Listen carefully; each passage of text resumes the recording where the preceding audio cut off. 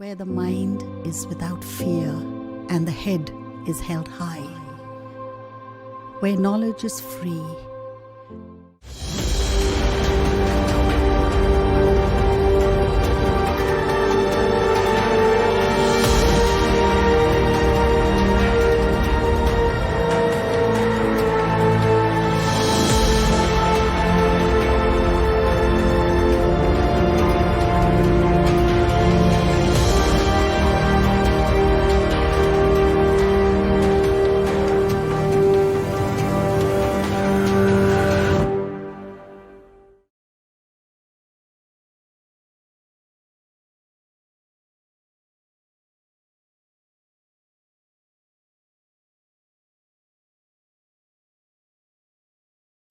Good morning ছাত্রছাত্রীরা, এই class রেকর্ডিংয়ের ব্যবস্থাকে স্বাগত।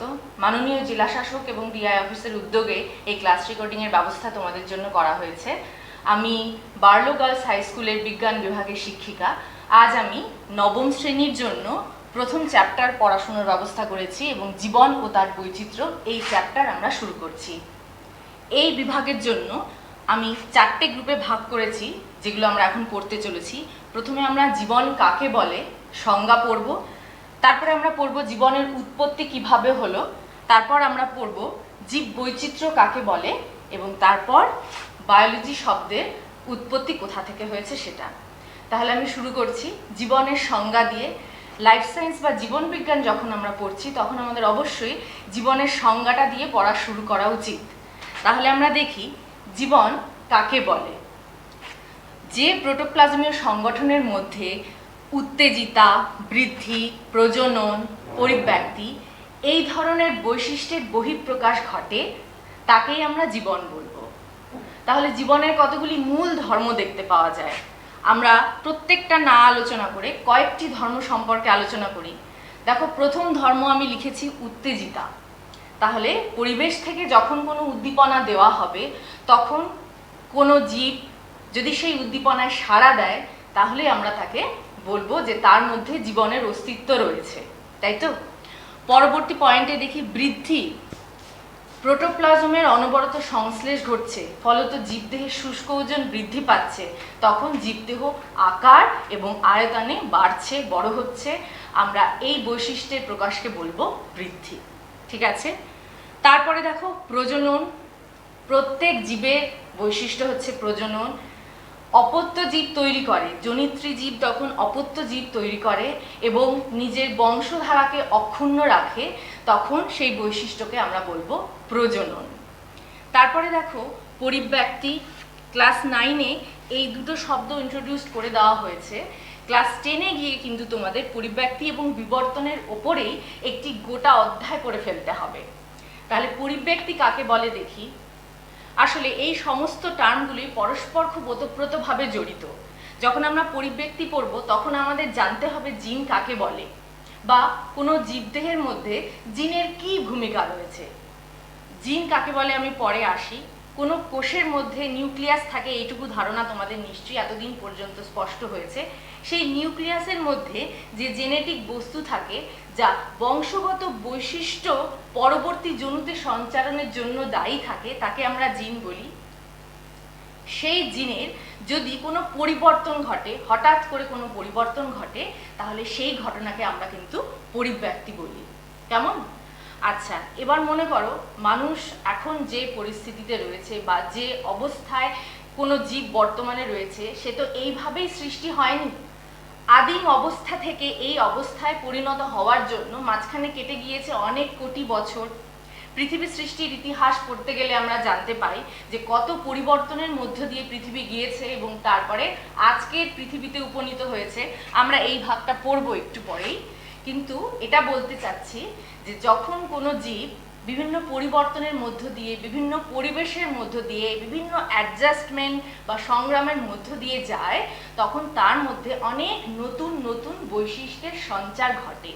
কেন নতুন বৈশিষ্ট্যের সঞ্চার ঘটে? তার কারণ তাকে পৃথিবীতে টিকে থাকতে হবে, তাকে বেঁচে থাকতে হবে, তাই তো? এবার এই বৈশিষ্ট্যের পরিবর্তনগুলো জেনেটিক যদি হয়, জিনের মধ্যে যদি পরিবর্তন ঘটে তাহলে সেটাকে আমরা বলি পরিব্যক্তি। এবং পরিব্যক্তির ফলেই কিন্তু বিবর্তন বা জৈব অভিব্যক্তি বা ইভলিউশন ঘটে। যখন সেই ছোট ছোট পরিবর্তনের ফলে ধীরে ধীরে ধীরে ধীরে এক প্রজাতি থেকে নতুন কোনো প্রজাতি তৈরি হয়ে যায়, তখন কিন্তু বলা হয় অভিব্যক্তি ঘটেছে বা ইভলিউশন ঘটেছে। ঠিক আছে, আমরা জীবনের বৈশিষ্ট্য পড়ছিলাম, এগুলো আমরা পরবর্তী ক্লাসে ডিটেইলে পড়াশোনা করব। আর একটা বৈশিষ্ট্য জীবনের শ্বসন, গমন হতে পারে, বিপাক হতে পারে। বিপাক কি, খুব ইম্পর্টেন্ট। কোষে অনবরত বিভিন্ন রাসায়নিক বিক্রিয়া সংঘটিত হচ্ছে। এই রাসায়নিক বিক্রিয়াগুলির ফলে জীবদেহের শুষ্ক ওজন বাড়ে কিংবা কমেও। যদি শুষ্ক ওজন বাড়ে তাহলে আমরা বলি উপচিতি বিপাক, আর যদি শুষ্ক ওজন কমে যায় তাহলে আমরা বলি অপচিতি বিপাক। ঠিক আছে, এবার আমরা একটু এগিয়ে যাই। এবার আমরা একটু দেখার চেষ্টা করি জীবনের উৎপত্তি কিভাবে ঘটেছিল। দেখো, আমি কয়েকটা পয়েন্টে লিখেছি। আসলে আনুমানিক পৃথিবী সৃষ্টির বয়স যখন আমরা বলি, তখনই আমরা বলি আনুমানিক 500 কোটি বছর পূর্বে পৃথিবীর সৃষ্টি হয়েছিল। আর পৃথিবী যখন সৃষ্টি হয়েছিল তখন পৃথিবী ছিল প্রচণ্ড উত্তপ্ত একটা জ্বলন্ত অগ্নিপিণ্ড, তাই তো? তখন তাপমাত্রা ছিল 5000 থেকে 6000 ডিগ্রি সেন্টিগ্রেড। প্রথমে জীবন সৃষ্টির অনেক আগে যখন পৃথিবীর সৃষ্টি হলো, তখন পৃথিবীতে শুধু গ্যাসীয় পদার্থই ছিল। কি কি গ্যাসীয় পদার্থ ছিল? কিছু ভারী গ্যাস ছিল, কিছু ভারী মৌল ছিল, যেমন আয়রন ছিল, নিকেল ছিল, সেগুলো কেন্দ্রের দিকে ছিল। কিছু মাঝারি মাপের, মাঝারি ওজনের ছিল, সেই মৌলগুলি ছিল যেমন অ্যালুমিনিয়াম, সেগুলি মাঝামাঝি স্তরের দিকে ছিল। আর যেগুলি হালকা মৌল সেগুলি বাইরের দিকে অবস্থান করতো, যেমন হাইড্রোজেন, হিলিয়াম, কার্বন, অক্সিজেন। এবার তার পরের ধাপটা দেখো, আদি পরিবেশ অর্থাৎ এই গ্যাসগুলি কিভাবে ছিল? এই গ্যাসগুলি ছিল কিছু না কিছু অক্সাইড রূপে, কোনো যৌগ রূপে ছিল। সেখানে ছিল সায়ানোজেন, সেখানে ছিল মিথেন। তারপরে যখন আদি যৌগ সৃষ্টি হলো, তখন আস্তে আস্তে এই গ্যাসীয় পদার্থগুলো তরল পদার্থে পরিণত হলো, এবং তারপরে ফাইনালি সেই তরল পদার্থ কিন্তু কঠিন পদার্থে পরিণত হলো। আদি যৌগ অর্থাৎ তৈরি হলো কার্বোহাইড্রেট, প্রোটিন, ফ্যাট। ঠিক আছে, এবং তারপরে দুজন বিজ্ঞানীদের মত অনুসারে, সেই দুজন বিজ্ঞানী হলেন ওপারিন এবং ফক্স, কোয়াজারভেট তৈরি হলো। কোয়াজারভেট বা মাইক্রোস্ফিয়ার, এই বিজ্ঞানীদের মতে এই কোয়াজারভেট ছিল কিন্তু প্রথম জীবকোষ, অর্থাৎ প্রোটিন, লিপিড, ফ্যাট একটা দ্বিস্তরীয় আবরণীর মধ্যে আবৃত ছিল। ঠিক আছে, তারা কিন্তু সমস্ত গ্যাসীয় পদার্থ বা তারপরে তরল পদার্থ থেকে আলাদা হয়ে একটা কোলয়েড মতন পদার্থ সৃষ্টি করলো, এবং তার মধ্যে একটা দ্বিস্তরীয় আবরণ থাকলো। সেটাকেই বলা হয় কোয়াজারভেট বা মাইক্রোস্ফিয়ার। বিজ্ঞানী ফক্স একে মাইক্রোস্ফিয়ার নামে অভিহিত করেছেন। এবং তারপরে এই কোয়াজারভেট থেকে তৈরি হলো প্রোটোসেল। প্রোটোসেল কি তাহলে আমাদের জানতে হবে। এই কোয়াজারভেট বা মাইক্রোস্ফিয়ারের সঙ্গে যখন নিউক্লিক অ্যাসিড যুক্ত হলো, তখন আমরা কিন্তু প্রোটোসেলের উৎপত্তি বুঝতে পারলাম। এবার এই প্রোটোসেল থেকে তারপরে তৈরি হলো আদি কোষ বা প্রোক্যারিওটিক কোষ, এবং তারও পরে এই প্রোক্যারিওটিক কোষ থেকে উদ্ভিদ বা প্রাণী তৈরি হলো, বা উদ্ভিদ বা প্রাণী রাজ্য তৈরি হলো। আমি বলছি পরপর মনে হচ্ছে বিক্রিয়াগুলো ঘটছে, কিন্তু তা নয়। অনেক কোটি কোটি বছর সময় লেগেছে এই আদি কোষ এই পর্যন্ত পৌঁছতে। কেমন? তাহলে আমরা জীবনের উৎপত্তি পড়লাম। এবার আমরা 3 নম্বর বিভাগটায় আসি, সেটা হলো জীব বৈচিত্র্য বা বায়োডাইভার্সিটি। মোটামুটি আমাদের সকলেরই একটাই মত, আমাদের পৃথিবী বড় সুন্দর, খুব সুন্দর এই পৃথিবী, তার কারণ পৃথিবীতে নানান জীবের বৈচিত্র্য দেখা যায়। কি উদ্ভিদ, কি প্রাণী, কি ভাইরাস, কি ব্যাকটেরিয়া, অনেক জীবের সমাহার থাকে এই পৃথিবীতে, তাই তো? এবার কোনো নির্দিষ্ট বাস্তুতন্ত্রে বা কোনো নির্দিষ্ট জায়গায় এই যে বিভিন্ন জীবের বিভিন্নতা, ভ্যারাইটি, একেই আমরা বলি জীব বৈচিত্র্য বা বায়োডাইভার্সিটি। এবার এই বায়োডাইভার্সিটি পড়তে গিয়ে আমাদের কিন্তু এই বায়োলজি পড়ার চিন্তা ভাবনা চলে আসে। তোমাদের মনে হতেই পারে যে কেন এই বায়োলজি আমরা পড়বো, বায়োলজি পড়ার প্রয়োজনীয়তা কি। যাই হোক, সেগুলো আলাদা ব্যাপার। কিন্তু দেখে নাও, এই বায়োলজি শব্দটি প্রবর্তন করেছিলেন ল্যামার্ক 1801 খ্রিস্টাব্দে, এবং দুটি গ্রিক শব্দ বায়ো এবং লোগোস থেকে এই বায়োলজি শব্দটির উৎপত্তি। বায়ো কথাটির অর্থ লাইফ এবং লোগোস কথাটির অর্থ স্টাডি। তাহলে আমরা একটা সংজ্ঞা মতন উপস্থাপনা করতে পারি এই বায়োলজি বলার জন্য। সেটা কি? জীববিজ্ঞানের যে শাখায় জীবের বিভিন্ন বৈশিষ্ট্য, জীবের অভিব্যক্তি, জীবের বিভিন্ন প্রক্রিয়া, বিভিন্ন রীতিনীতি সম্পর্কে আমরা জ্ঞান আরোহণ করতে পারি বা জ্ঞান অর্জন করতে পারি, সেই বিজ্ঞানের সেই শাখাটিকে আমরা বলবো বায়োলজি। বায়োলজির অনেকগুলো শাখা রয়েছে, যেমন বায়োকেমিস্ট্রি, বায়োফিজিক্স, বায়োমেট্রি। আবার আলাদা করে জানো তো, যখন তোমরা এই জীববৈচিত্র্য পড়তে যাবে তখন দেখবে কত মেরুদণ্ডী প্রাণী আছে, কত আর্থ্রোপোডা আছে, কত সন্ধিপদ আছে। তাহলে সেই আলাদা আলাদাভাবে সেই পার্টিকুলার জীবের গোষ্ঠীটাকে নিয়েও পড়াশোনা করা যেতে পারে। যেমন পতঙ্গ সম্পর্কেও পড়াশোনা করার একটা বিজ্ঞানের শাখা আছে। কেমন? ভ্রূণ, জীবের ভ্রূণ সম্পর্কে পড়াশোনা করার জন্য এমব্রায়োলজি বিজ্ঞানের একটা শাখা আছে। তাহলে আমরা বুঝলাম যে আমরা মোটামুটি কেন বায়োলজি পড়বো এবং জীবনের উৎপত্তি কিভাবে ঘটলো, জীববৈচিত্র্য কাকে বলে, বা বায়োলজি কথাটির শব্দটি কোথা থেকে উৎপত্তি হয়েছে। এবার আমরা এর পরের ভাগে এগোচ্ছি। এবার আমরা আসছি ট্যাক্সোনমিতে। ট্যাক্সোনমি শব্দটি বললেই যে বিজ্ঞানীর নাম বলতেই হয় তিনি হলেন অগাস্টিন পি দ্য ক্যান্ডোলে, যিনি প্রথম এই ট্যাক্সোনমি শব্দটির প্রবর্তন করেন। এবার দেখো, এই শব্দগুলি বেশিরভাগই দুটো গ্রিক শব্দ থেকে উদ্ভূত হয়, যেরকম আমরা একটু আগে বায়োলজির ক্ষেত্রে দেখলাম। ঠিক তেমনি ট্যাক্সিস এবং নোমোস এই দুটি শব্দ থেকে কিন্তু ট্যাক্সোনমি কথাটির উৎপত্তি হয়েছে। ট্যাক্সিস শব্দের অর্থ হলো বিন্যাস এবং নোমোস শব্দের অর্থ হলো বিধি, অর্থাৎ বিন্যাস বিধি। আমরা জীব নিয়ে পড়ছি, আমরা বৈচিত্র্য নিয়ে পড়ছি, জীব বৈচিত্র্য। এই পৃথিবীতে অনেক অনেক অনেক মিলিয়ন মিলিয়ন জীবের বাস এবং এই জীবগুলিকে খুব প্রয়োজন পড়ে যায় শনাক্ত করার, নামকরণ করার এবং এই কিছু নির্দিষ্ট বৈশিষ্ট্যের ভিত্তিতে একটা গোষ্ঠীভুক্তকরণ করার। তাহলে এই যে তিনটে কথা বললাম, অর্থাৎ শনাক্তকরণ, নামকরণ এবং শ্রেণীবিন্যাস, এই তিনটে বিষয় নিয়ে যে অধ্যয়ন, এই তিনটে বিষয় নিয়ে যে পড়াশুনো বা জীবন বিজ্ঞানের যে শাখায় এই তিনটি বিষয় নিয়ে পড়াশুনো করা হয় তাকে আমরা বলি ট্যাক্সোনমি। ঠিক আছে? এবার দেখো, ক্যারোলাস লিনিয়াস একজন বিজ্ঞানী স্পিসিস প্ল্যান্টেরাম এবং সিস্টেমা ন্যাচুরি দুটো গ্রন্থ লিখে গিয়েছেন। সাল দেওয়া আছে, সালটা তোমাদের মনে রাখতেই হবে, এটা পরীক্ষায় আসেই। এই গ্রন্থের নামগুলি সবসময় চেষ্টা করবে ইংরেজিতেই লেখার, তাহলে আর কোনোদিনও বানানে ভুল হবে না। হায়ার স্টাডিজের ক্ষেত্রে 11-এ গিয়েও তোমাদের সেই ইংরেজিটাই বেশি গ্রহণযোগ্য। প্রথম থেকেই তোমরা অভ্যেস করবে ইংরেজিতে লেখার, বাংলার বানানটা তো আর মুখস্থ করতে হবে না। এটাই যদি প্রথম থেকে করো তাহলে ভুল হওয়ার সম্ভাবনা কম হবে। কেমন? তাহলে স্পিসিস প্ল্যান্টেরাম এবং সিস্টেমা ন্যাচুরি এই দুটি গ্রন্থে ক্যারোলাস লিনিয়াস এই ট্যাক্সোনমি সম্পর্কে আমাদের যাবতীয় তথ্য দিয়ে গিয়েছেন এবং উদ্ভাবন করবার পর খুব সুন্দর করে ট্যাক্সোনমিক হায়ারার্কি করে দেখিয়েছেন কিভাবে কোনো জীব বা কোনো নিম্ন স্তরের জীবগোষ্ঠী উপরের স্তরের জীবগোষ্ঠীর অন্তর্ভুক্ত হয়।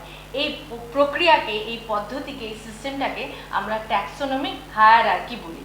তাহলে এবার আমরা পড়ি ট্যাক্সোনমিক হায়ারার্কি কাকে বলে। এবার আমরা পড়া শুরু করি ট্যাক্সোনমিক হায়ারার্কি।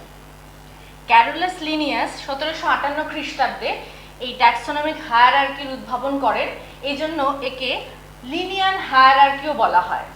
তাহলে হায়ারার্কি আমরা কি বলবো, কাকে বলবো হায়ারার্কি? যখন কতগুলি নিম্ন স্তরের জীবকে আমরা তার ওপরের স্তরের কতগুলি গোষ্ঠীর অন্তর্ভুক্তিকরণ করব, তখন সেই প্রক্রিয়াকে বা এই সিস্টেমটাকে আমরা বলবো হায়ারার্কি। লিনিয়ার প্রবর্তিত হায়ারার্কিতে মোট 7টি ধাপ ছিল: রাজ্য, পর্ব, শ্রেণী, বর্গ, গোত্র, গণ এবং প্রজাতি। তাহলে সবচেয়ে উপরে সর্বোচ্চ স্তরে আমরা পেলাম রাজ্যকে এবং সর্বনিম্ন স্তরে সব থেকে ছোট ধাপটাকে আমরা পেলাম প্রজাতি হিসেবে। এবার এরপরে যখন তোমরা প্রজাতি তৈরি পড়বে বা অভিব্যক্তি বা বিবর্তন পড়বে, তখন বুঝতেই পারবে কি করে এক প্রজাতি থেকে আরেক প্রজাতি সৃষ্টি হলো। প্রজাতির আর বিভাগ নেই তো এই লিনিয়ান প্রবর্তিত হায়ারার্কিতে, এই 7টি ধাপ রয়েছে। তাহলে আমরা একটু প্রজাতির সংজ্ঞাটা একটু বোঝার চেষ্টা করি। প্রজাতি আমরা সেই জীবকে বলবো যারা জননগতভাবে অন্যান্য জীবগোষ্ঠী থেকে সম্পূর্ণ আলাদা এবং জিনগতভাবে সম্পূর্ণ স্বতন্ত্র, সেই রকম জীবগোষ্ঠীকে আমরা বলবো প্রজাতি। আবার যখন কয়েকটি প্রজাতির মধ্যে একটু সাদৃশ্য বা মিল খুঁজে পাওয়া যাবে, তখন তাদের একটি গোষ্ঠীর অন্তর্ভুক্ত করা যাবে, যাকে আমরা বলবো গণ। একই রকম ভাবে তোমরা একটু মনে করার চেষ্টা করো, নিজেরা বলতে পারো কিনা। যখন পরস্পর সাদৃশ্যযুক্ত কতগুলি গণ থাকবে যাদেরকে আমরা একটি গোষ্ঠীর অন্তর্ভুক্ত করব, তখন তাকে আমরা বলবো গোত্র। এবং ঠিক তেমনিভাবেই গোত্র, তারপরে বর্গ, শ্রেণী, পর্ব এবং রাজ্যতে গিয়ে আমরা পৌঁছাবো। তাহলে এটা খুব ইম্পর্টেন্ট এই চ্যাপ্টারের জন্য। এখান থেকে তো প্রশ্ন থাকবেই, ধরে নাও বড় কিংবা ছোট। তাহলে লিনিয়ার প্রবর্তিত হায়ারার্কিতে কটি ধাপ ছিল, সবথেকে ক্ষুদ্রতম ধাপ কি, সবচেয়ে বড় ধাপ কি, বা কাকে হায়ারার্কি বলা হয়। ঠিক আছে, এটা তোমাদের ক্লাস 9-এ হয়তো লাগবে না, কিন্তু তবু তোমরা এক নজর চোখ বুলিয়ে নাও। এখানে মানুষের এই ট্যাক্সোনমিক হায়ারার্কিয়াল শ্রেণী বিন্যাসটা আমি লিখে রেখেছি। মানুষের ক্ষেত্রে রাজ্য হবে অ্যানিমালিয়া, পর্ব হবে কর্ডাটা, শ্রেণী হবে স্তন্যপায়ী, বর্গ প্রাইমেটস, গোত্র হোমিনিডি, গণ হোমো এবং প্রজাতি হচ্ছে সেপিয়েন্স। মানুষের বিজ্ঞানসম্মত নাম যে হোমোসেপিয়েন্স তা তোমরা জানো। এবং মানুষ কেন, তোমরা কয়েকটি উদ্ভিদের বিজ্ঞানসম্মত নামও জানো, ছোট ক্লাসে পড়েছো, কয়েকটি প্রাণীরও বিজ্ঞানসম্মত নাম জানো। সেই বিজ্ঞানসম্মত নাম নিয়ে কিভাবে দ্বিপদ নামকরণ সম্পর্কে একটু পড়াশোনা করা যায় সেটা আমরা এর পরের ভাগে দেখব। ঠিক আছে, এবার আমরা পড়ব দ্বিপদ নামকরণ। এই পৃথিবীতে যত জীব আছে, প্রাণী হোক কি উদ্ভিদ, এবার এদের বিজ্ঞানসম্মত নাম দ্বিপদ নামকরণ দিয়ে করা হয়। কিরকম, একটু আগে আমরা ট্যাক্সোনমিক হায়ারার্কির ধাপগুলি পড়লাম, রাজ্য, পর্ব, বর্গ, গোত্র। ঠিক, এবার সব থেকে শেষের যে দুটি ধাপ ছিল গণ এবং প্রজাতি, এই গণ এবং প্রজাতির নাম দুটি একসঙ্গে লিখলে দ্বিপদ নামকরণ লেখা যায়। ঠিক আছে, একটা উদাহরণ দেখো, ধানের বিজ্ঞানসম্মত নাম দ্বিপদ নামকরণ লেখা রয়েছে ওরাইজা স্যাটিভা। এবার 1753 খ্রিস্টাব্দে যখন স্পিসিস প্ল্যান্টেরাম গ্রন্থ লিখলেন বিজ্ঞানী ক্যারোলাস লিনিয়াস, সেখানে তিনি কিন্তু প্রথম দ্বিপদ নামকরণের উল্লেখ করলেন। তার এই উল্লেখের পরই যারা উদ্ভিদ বিজ্ঞানী ছিলেন তারা কিন্তু ইন্টারন্যাশনাল বটানিক্যাল কংগ্রেসে উদ্ভিদের কি করে দ্বিপদ নামকরণ লেখা যায় সেটা উল্লেখ করলেন। এবং তারপর 1966 খ্রিস্টাব্দে international code for botanical nomenclature এই প্রস্তাবনাকে স্বীকৃতি দান করলো, এবং তখন কিন্তু বিজ্ঞানীরা উদ্ভিদের কিভাবে দ্বিপদ নামকরণ করা হয় এবং এর উপর একটা কতগুলি নিয়মাবলী উল্লেখ করলেন। সেই নিয়মাবলী কি কি কয়েকটি আমরা এর মধ্যে উল্লেখ করতে পারি, কয়েকটি জেনে নিতে পারি। যেমন, দ্বিপদ নামকরণ সবসময় ল্যাটিন ভাষায় করতে হবে। এরকম হতেই পারে যে একটি উদ্ভিদ বা একটি প্রাণীর ক্ষেত্রে একাধিক নামকরণ হলো, সেক্ষেত্রে 1753 সালে স্পিসিস প্ল্যান্টেরাম গ্রন্থে যখন ক্যারোলাস লিনিয়াস উল্লেখ করেছিলেন, সেই 1753 সালটিকে প্রাধান্য দেওয়া হবে, তার আগে যে নামকরণ করা হয়েছে সেটাই কিন্তু প্রাধান্য পাবে। ঠিক আছে, তাহলে এটা ল অফ প্রায়োরিটিও বলতে পারো তোমরা, প্রাধান্য দেওয়া হলো সেই নামটিকে।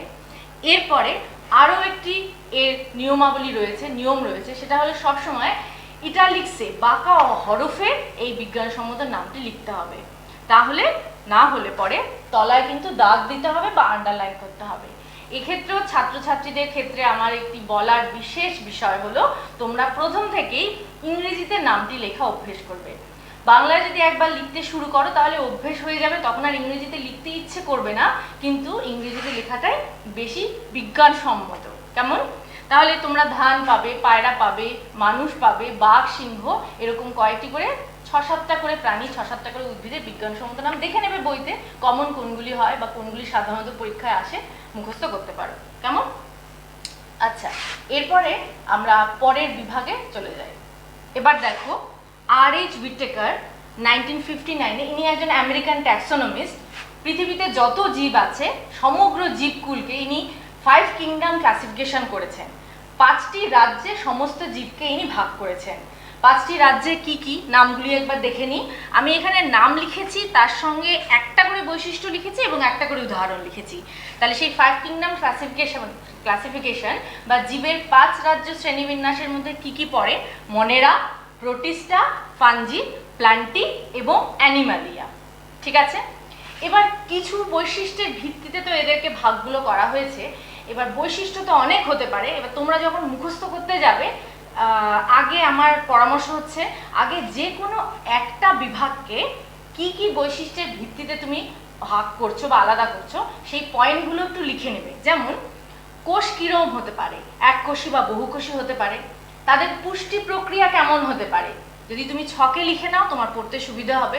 পুষ্টি প্রক্রিয়া মানে স্বভোজী না পরভোজী, পরভোজী হলে কিরকম পরভোজী, পরজীবী না মৃতজীবী না মিথজীবী, এবং তারপরে এদের কোষপর্দা যদি থাকে তাহলে কোষপর্দার মধ্যে সঞ্চিত বস্তু কি থাকে, বা তারপরে আরেকটু জটিল বৈশিষ্ট্যের দিকে যাচ্ছি, এরা কিরকম ভাবে জনন সম্পন্ন করে। ঠিক আছে, এই বৈশিষ্ট্যগুলোর ভিত্তিতে এদেরকে ভাগ করা হয়েছে।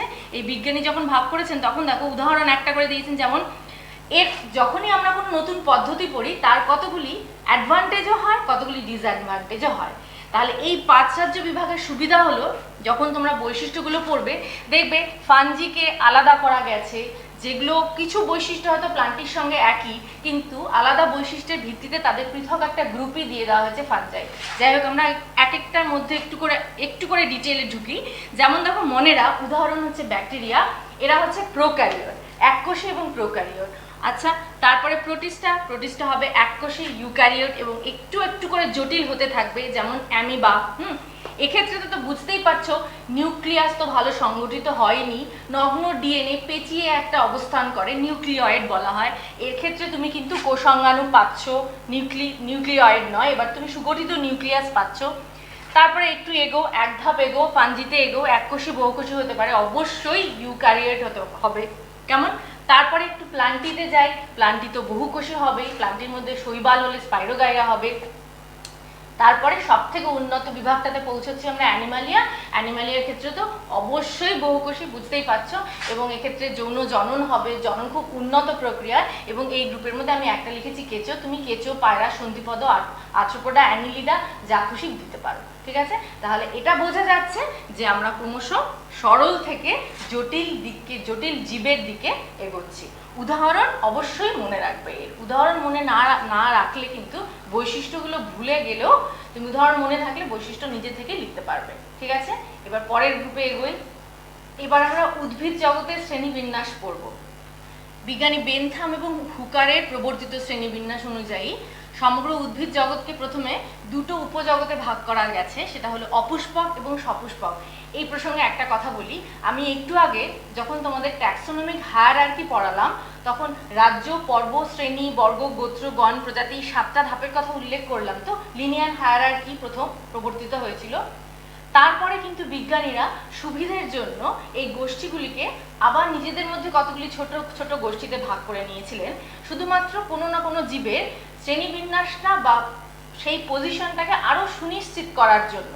যেমন উপজগৎ বা উপপর্ব বা অধিশ্রেণী এরকম কিন্তু আমরা পাই। কেমন? আচ্ছা, আবার আমরা ফেরত আসি এখানে। উদ্ভিদ জগৎ হচ্ছে অপুষ্পক এবং সপুষ্পক দুটো উপজগতে বিভক্ত, এবং তারপর অপুষ্পকের মধ্যে আমরা পাই থ্যালোফাইটা অর্থাৎ সমাঙ্গদেহী, যাদের দেহ মূল কাণ্ড পাতায় বিভেদিত নয়।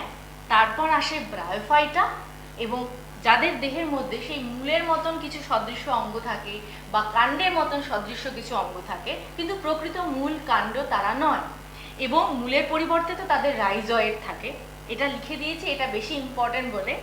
আর তারপরে আমরা আসছি টেরিডোফাইটার ক্ষেত্রে।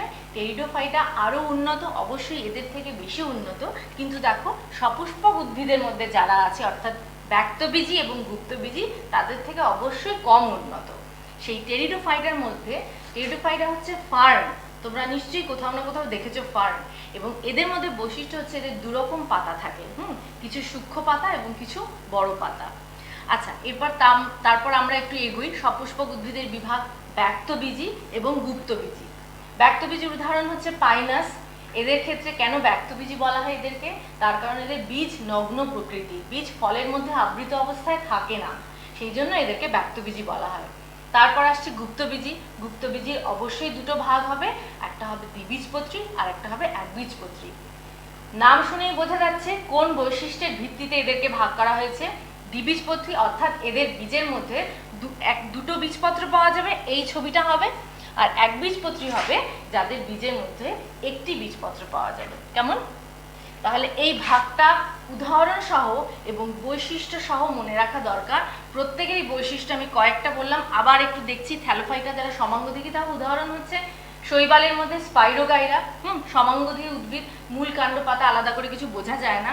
যখন তোমরা কোনো জলজ কোনো মেরিন অ্যাকোয়াটিক কিছু ছবি আঁকো, মনে করে রাখবে তোমরা ছোটবেলায় এরকম ছবি ড্র করেছো, তখন কিন্তু তোমরা এরকম খালি কতগুলো শৈবাল আঁকো, আমরা এরকম আঁকি জলের নিচে, সমুদ্রের নিচে, তাই না? তাহলে আমরা বুঝলাম থ্যালোফাইটা। ব্রায়োফাইটার ক্ষেত্রে এটা আমি রিক্সিয়াস থ্যালাস দেহটা এঁকেছি, মূলের পরিবর্তে এদের রাইজয়েড থাকে, এবং তারপর আসছে টেরিডোফাইটা, ফার্ন। এদের মধ্যে আবার রেণু উৎপন্ন হয় পাতার নিচে। যদি পাতাটাকে বড় করে আঁকা যায় তাহলে এরকম ছোট ছোট সোরাস পাবে, সেটা হচ্ছে রেণুস্থলী, ঠিক আছে, যা জননে সাহায্য করে। তাহলে এই ভাগটাকে উদাহরণ এবং বৈশিষ্ট্য সহ মনে রাখবে। আর একটা বৈশিষ্ট্য পড়ানোর সাথে সাথে আমার মনে পড়ছে, টেরিডোফাইটাকে ভাস্কুলার ক্রিপ্টোগ্রামস বলা হয় এদের মধ্যে, তার কারণ এখানে প্রথম টেরিডোফাইটার মধ্যে প্রথম জাইলেম ফ্লোয়েম দিয়ে তৈরি সংবহন কলা দেখা যায়, যেটা এর ক্ষেত্রে তো থাকেই না, এর ক্ষেত্রেও থাকে না। এর প্যারেনকাইমা কলাটা খুব উন্নত হয়, আর এর ক্ষেত্রে কিন্তু সংবহন কলা দেখতে পাওয়া যায়। ঠিক আছে, পরের গ্রুপে এগোই। এবার আমরা অ্যানিমালিয়া বা প্রাণী রাজ্যের শ্রেণীবিন্যাস পড়ব। সমগ্র অ্যানিমালিয়াকে আমরা দুটো গোষ্ঠীতে বিভক্ত প্রথমেই দেখতে পাচ্ছি, নন কর্ডাটা এবং কর্ডাটা।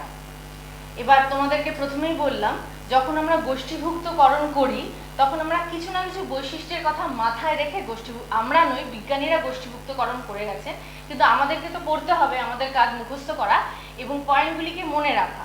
তাহলে যে বৈশিষ্ট্যের ভিত্তিতে আমরা আলাদা করছি সেই বৈশিষ্ট্যের পয়েন্টটার নামটা মাথায় রাখতে হবে। তাহলে নন কর্ডাটা কর্ডাটার থেকে আলাদা হয়ে যাচ্ছে কোন বৈশিষ্ট্যের ভিত্তিতে? সেই তিনটে মুখ্য বৈশিষ্ট্য হলো নোটোকর্ড, নার্ভ কর্ড এবং গলবিলীয় ফুলকা ছিদ্র। এবার নোটোকর্ড কি? যে কোনো প্রাণীর পৃষ্ঠদেশে একটা যদি দণ্ড মতন থাকে, যেটা মেরুদণ্ডের ক্ষেত্রে পরে মেরুদণ্ডে রূপান্তরিত হয়েছে, সেটাকে আমরা নোটোকর্ড বলি। আর যদি সেটা স্নায়ুতন্ত্রে রূপান্তরিত হয়, সেই ধরনের নার্ভ রজ্জুকে আমরা বলি নার্ভ কর্ড।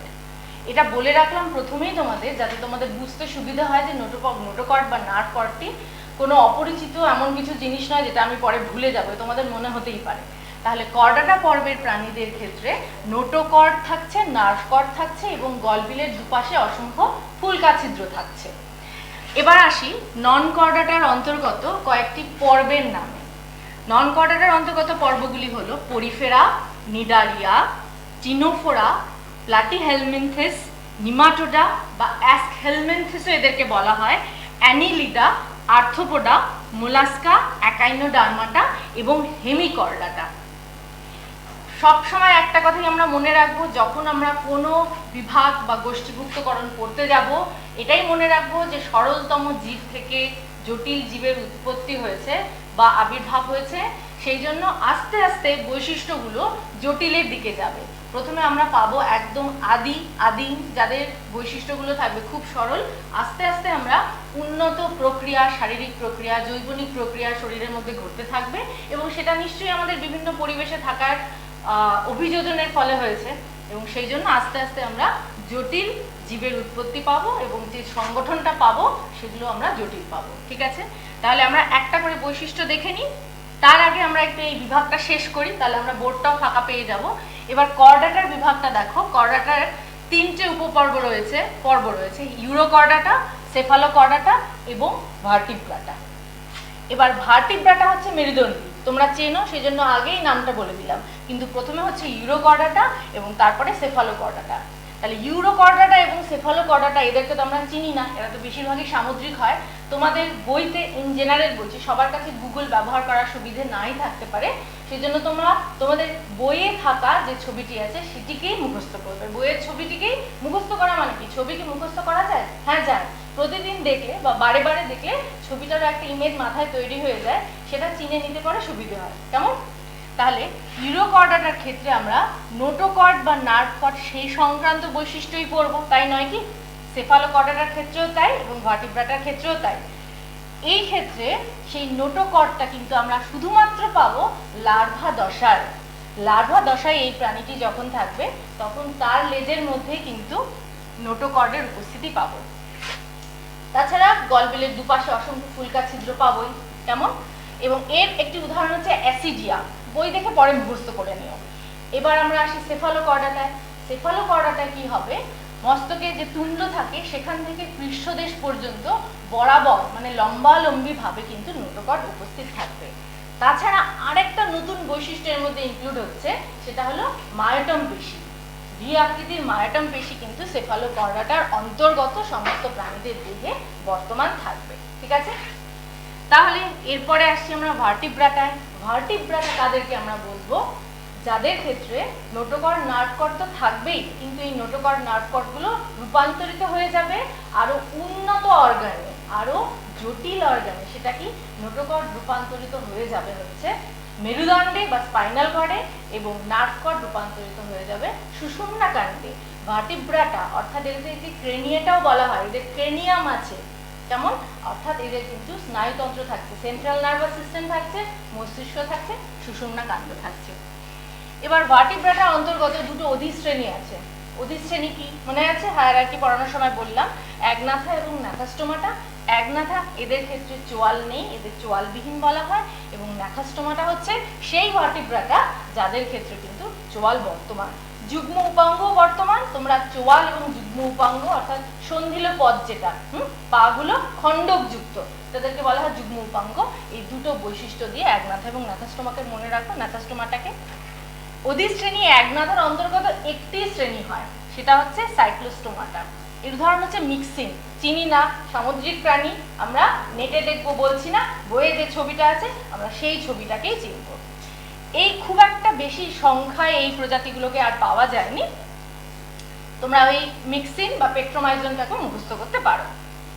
এবার অধিশ্রেণী ন্যাথাস্টোমাটার অন্তর্গত শ্রেণীতে যাই, তাহলে বোর্ডের এই পাশে থাকছে সরলতম, ওই দিকে থাকছে জটিলতম, এবং শুরু করছি সরলতম সিম্পলেক্স দিয়ে, এবং শেষ করছি আমরা সব থেকে বেশি জটিল, সব থেকে বেশি কমপ্লেক্স জিনিসপত্র যার শরীরে রয়েছে, অর্গান, তন্ত্র, যন্ত্র, সিস্টেম যার শরীরে রয়েছে তাকে দিয়ে।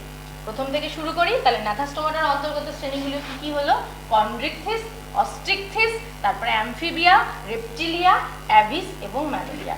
আমি ওই সেকশনটাকে পরে আবার লিখে দিচ্ছি। আপাতত আমরা এই নন কর্ডাটার পর্বগুলোকে উদাহরণ এবং বৈশিষ্ট্য সহ একবার আলোচনা করে নিই। নন কর্ডাটার পর্বগুলি দেখি।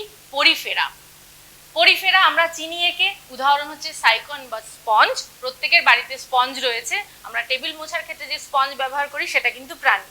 কি বৈশিষ্ট্য, অনেক বৈশিষ্ট্য তোমাদের বইতে আছে, আমি দুটো বলছি সময় খুব সংক্ষিপ্ত জন্য।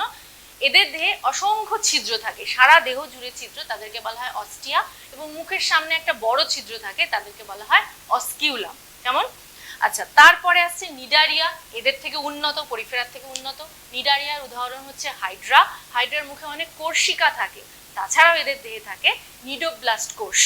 প্রত্যেকের দেহে কোনো না কোনো ইউনিক বৈশিষ্ট্য আছে যেটা দিয়ে তোমাদের প্রশ্ন আসতে পারে, যেমন নিডোব্লাস্ট কোষ কোন প্রাণীর দেহে অবস্থিত, অথবা প্রশ্ন হতে পারে নিডোব্লাস্ট কোষ যে প্রাণীর দেহে আছে সেই প্রাণীটি যে পর্বের অন্তর্ভুক্ত তার দুটি বৈশিষ্ট্য লেখো। অর্থাৎ তখন তোমাকে পর্বের বৈশিষ্ট্য লিখতে হবে নিডারিয়া। ঠিক আছে, নেক্সট আমরা এগোই টিনোফোরা। টিনোফোরা, বেরো, হর্মিফোরা, এরা হচ্ছে টিনোফোরা পর্বের অন্তর্ভুক্ত। এই প্রাণীদের দেহে সমান দূরত্বে 8টি কমপ্লেট থাকে, ঠিক আছে, চিরুনি সদৃশ্য অঙ্গ থাকে।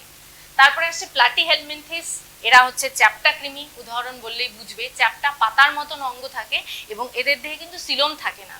সিলোম কাকে বলে জানা খুব জরুরি। পৌষ্টিক নালী এবং দেহ প্রাচীরের মধ্যবর্তী যে গহ্বর থাকে তাকে বলা হয় সিলোম।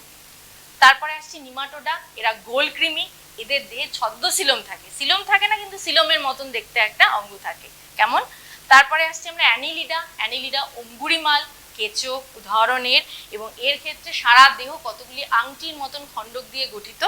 এবং তারপরে এদের আরো বৈশিষ্ট্য আছে, কেঁচোর রেচনাঙ্গ নেফ্রিডিয়া মনে রাখতে পারো। এবং তারপরে আসছি আর্থ্রোপোডা। আর্থ্রোপোডা সন্ধিপদ, আর্থ্রোপোডার উদাহরণ আরশোলা, খুব কমন উদাহরণ। এদের কি বৈশিষ্ট্য, সন্ধিপদ দিয়ে বৈশিষ্ট্যটা মনে রাখবে, পাগুলি সন্ধিল, অর্থাৎ পাগুলো জোড়া জোড়া লেগে থাকা, খণ্ডক খণ্ডক থাকবে পাগুলো। কেমন, এদের পুঞ্জাক্ষী থাকে। আর্থ্রোপোডার ক্ষেত্রে বলতে পারো রেচনাঙ্গ, ম্যালপিজিয়ান নালিকা, আরশোলার ক্ষেত্রে, চিংড়ির ক্ষেত্রে সবুজ গ্রন্থি। এবং তারপরে আমরা আসছি মোলাস্কা, কম্বোজ জাতীয়, উদাহরণ হলো শামুক। এদের দেহ কিন্তু নরম, অখণ্ডিত, দেহে কোনো খণ্ডই নেই, এবং এদের মাংসল পদ থাকে। জানি আমরা শামুক আমরা সবাই দেখেছি, আর সামুদ্রিক নয়, এবার আমরা চেনা জানার দিকে যাচ্ছি। এবং তারপরে আমরা আসছি একাইনোডার্মাটা, আবার সামুদ্রিকে ফিরে যাচ্ছি। তারা মাছ 5টি দেহ থেকে সমদূরত্বে অবস্থিত অ্যাম্বুলাক্রা থাকে তারা মাছের। আর কি থাকে? কণ্টকময় ত্বক থাকে, ক্যানাল সিস্টেম থাকে, এবং তারপরে এদের গমনাঙ্গ থাকে নালীপথ, টিউব ফিট এদের নালীপথ গমনাঙ্গ।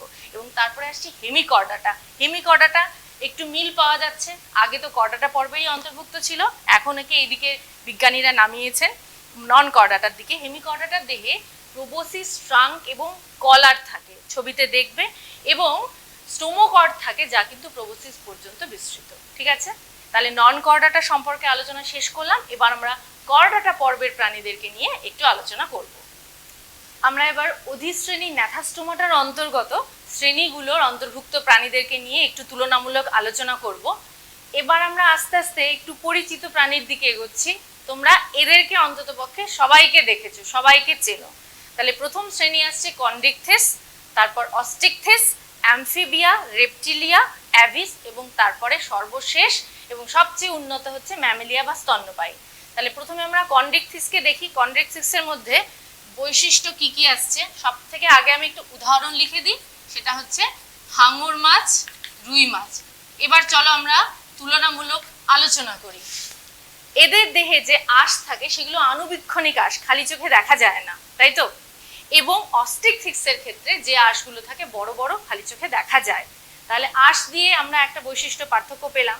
তারপরে আর কি হয়, কন্ড্রিকথেস মাছের ক্ষেত্রে অন্তঃকঙ্কাল তরুণাস্থি নির্মিত, আর এদের ক্ষেত্রে হচ্ছে অস্থি নির্মিত। লেজের বৈশিষ্ট্য দিয়ে আলাদা করা যায়। এদের লেজ হচ্ছে হোমোসার্কাল প্রকৃতির, অর্থাৎ যেটা একদম শেষে থাকবে পাখনাটা, উচ্চ পাখনাটা, সেটা সমানভাবে ভাগ হবে। একটু ছবি এঁকে দিই, এরকম ভাবে আমরা সাধারণত এঁকে থাকি। আর এটার ক্ষেত্রে একই রকম হবে না, আর যেটা অস্টিকথেস হবে সেটা সমান ভাগে ভাগ থাকবে, অর্থাৎ এদের লেজ হচ্ছে হোমোসার্কাল, এদের লেজ হচ্ছে হেটারোসার্কাল। আর অঙ্কদেশে থাকে, মুখছিদ্রের অঙ্কদেশে মুখছিদ্র থাকে, এটা কন্ড্রিকথেসের ক্ষেত্রে, এবং রুই মাছের ক্ষেত্রে যেটা অস্টিকথেসের ক্ষেত্রে থাকে সেটা একদম মুখছিদ্র মস্তকের সামনে অবস্থিত। কেমন? আচ্ছা, তারপরে আমরা আরেকটু উন্নতর দিকে যাই, সেটা হচ্ছে অ্যামফিবিয়া, যারা উভচর। এদের কি বৈশিষ্ট্য দেখা যেতে পারে? এদের চর্মটা সিক্ত, এবং এরা সাধারণত জলের স্থলে উভয় জায়গায় বসবাস করে বলে এদেরকে আমরা উভচর বলি, তাই তো? এবার কি বৈশিষ্ট্য এদেরকে আলাদা করছে এদের থেকে বা এদের থেকে, সেটা হলো হাতে, পায়ের আঙ্গুলে নখের উপস্থিতি। এদের ক্ষেত্রে কিন্তু অগ্রপদে 4টি এবং পশ্চাৎপদে 5টি নখর বিহীন আঙ্গুল থাকে। কেমন? এবং তারপরে যখন তোমরা এদের রেপটিলিয়াতে একটু এগোবো, তখন আমরা দেখব রেপটিলিয়া, অর্থাৎ এক্ষেত্রে গিরগিটির উদাহরণ যদি দেখি, তাহলে গিরগিটির কিন্তু পায়ের আঙ্গুলগুলি নখরযুক্ত। কেমন? আর কি বৈশিষ্ট্য? এবার একটু উন্নত বৈশিষ্ট্যের দিকে যাই, যেটা দেহের অন্তর্গঠনের বৈশিষ্ট্য।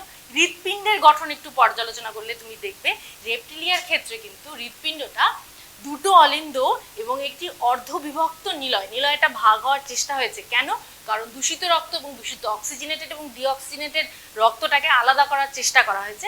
এদের হৃৎপিণ্ড কিন্তু এদের থেকে উন্নত। এদের পুরোপুরি 3 প্রকোষ্ঠ, দুটো অলিন্দ এবং একটি নিলয়, কিন্তু রেপটিলিয়ার ক্ষেত্রে কিন্তু নিলয়টা অর্ধবিভক্ত হওয়ার চেষ্টা করেছে। তারপরে একটু অ্যাভিসে যাই। অ্যাভিস হচ্ছে পক্ষী শ্রেণীর পায়রা, সবচেয়ে কমন উদাহরণ চতুর্দিকে আমরা দেখতে পাই পায়রা। এর বৈশিষ্ট্য কি হয় প্রথমেই বলে দিই, দেহ পালক দ্বারা আবৃত, এই বৈশিষ্ট্যটা দিয়ে পড়া শুরু করবে। এবং অভিযোজন কিরকম হয়েছে পায়রার ক্ষেত্রে, সেটা হচ্ছে অগ্রপদটা ডানায় রূপান্তরিত, চোয়াল তো নেই, চোয়ালটা চঞ্চুচে রূপান্তরিত, চোয়ালে কোনো দাঁত নেই। আর কি, এদের যে স্টার্নাম অস্থিটা পায়রার ক্ষেত্রে, অ্যাভিস এর ক্ষেত্রে কিল অস্থিতে রূপান্তরিত হয়েছে। কিল অর্থাৎ নৌকাকৃতি, বাতাস কেটে এগিয়ে চলার জন্য, দ্রুত ওড়ার জন্য এদের কিন্তু স্টার্নামটা কিল অস্থিতে রূপান্তরিত হয়েছে। তারপর আমরা স্তন্যপায়ীতে আসি, ম্যামেলিয়া। নামের সঙ্গে যে বৈশিষ্ট্যটা যুক্ত, মানে যে বৈশিষ্ট্যটার জন্য এদের নামকরণ হয়েছে ম্যামেলিয়া বা স্তন্যপায়ী, তার কারণে এদের স্তনগ্রন্থি বর্তমান, সেটা স্ত্রী প্রাণীর ক্ষেত্রে বেশি উন্নত এবং অ্যাক্টিভ। এবং তাছাড়াও পাই এরা কিন্তু উষ্ণ শোণিত বিশিষ্ট প্রাণী। কেমন?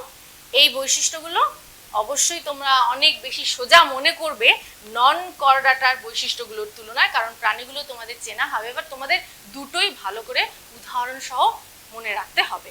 এবার তোমাদের যদি পড়া হয়ে যায়, তারপর তোমাদের যে অনুশীলনীর কতগুলি কোয়েশ্চেন আছে সেগুলো তোমরা অবশ্যই সলভ করবে। ছোট ছোট প্রশ্ন দেখলে মনে হবে খুব ইজি, কয়েকটা আমি তোমাদেরকে বলে দিচ্ছি। ট্যাক্সোনমি কে প্রথম ব্যবহার করেন? মানুষের দ্বিপদ নাম কি? হোমোসেপিয়েন্স। লিনিয়াসের হায়ারার্কিতে কটি ধাপ ছিল? 7টি ধাপ ছিল। এবং তার থেকেও বেশি ইম্পর্টেন্ট যেগুলো মনে হয় আমরা ভুলে যাব, যেমন পর্বের উদাহরণ। কণ্টকতকি পর্বের একটি প্রাণীর উদাহরণ দাও, তোমাদের এখানে রয়েছে, বা নিডারিয়া পর্বের প্রাণীর একটি উদাহরণ দাও। নিডারিয়ার হবে হচ্ছে হাইড্রা আর কণ্টকতকি হবে হচ্ছে তারা মাছ। আরেকটা তোমাদের শূন্যস্থান পূরণগুলো আমি তোমাদের বলবো, অবশ্যই সলভ করবে, পারলে এরকম আরও করবে, আরও 30টা করবে। চিংড়ি কোন পর্বের অন্তর্ভুক্ত প্রাণী? যেমন চিংড়ি আর্থ্রোপোডা, এটা তো আসবেই। আরেকটা তোমাদের একটু বড় প্রশ্ন, কিন্তু তোমাদের দরকারি খুবই, সেটা হলো ভার্টিব্রাটা, তারপরে আসছি আমরা কর্ডাটার অন্তর্ভুক্ত ভার্টিব্রাটা। তো তাহলে প্রশ্নটা দাঁড়াবে সব কর্ডাটারই কিন্তু ভার্টিব্রাটা, কিন্তু সব ভার্টিব্রাটাই কর্ডাটার নয়। এটা কিন্তু খুব ভালো এবং একটি বড় প্রশ্ন। কর্ডাটা পর্বের অন্তর্গত ভার্টিব্রাটা আমরা পড়েছি, যখন নার্ভ কর্ড এবং নোটোকর্ড উপস্থিত থাকে তখন তাদেরকে আমরা কর্ডাটা বলি, এবং যখন সেই নার্ভ কর্ডটা সুষুম্নাকাণ্ডে এবং নোটোকর্ডটা মেরুদণ্ডে পরিণত হয়ে যায় তখনই আমরা কিন্তু তাদেরকে ভার্টিব্রাটা বলি। তাহলে ভার্টিব্রাটা মানেই কিন্তু তাদের দেহে সুষুম্নাকাণ্ড এবং মেরুদণ্ড উপস্থিত থাকছে, শুধুমাত্র তাদেরকেই কিন্তু আমরা ভার্টিব্রাটা বলবো। তাহলে সমস্ত কর্ডাটাই কিন্তু ভার্টিব্রাটা হবে না, কিন্তু সমস্ত ভার্টিব্রাটাই কিন্তু কর্ডাটা হবে। তার কারণ কোনো না কোনো দশায় তাদের দেহে কিন্তু নোটোকর্ড বা নার্ভ কর্ড উপস্থিত ছিল। ঠিক আছে, এই পর্যন্ত পড়বে, এরপরে আমরা পরবর্তী অধ্যায়ে যাব।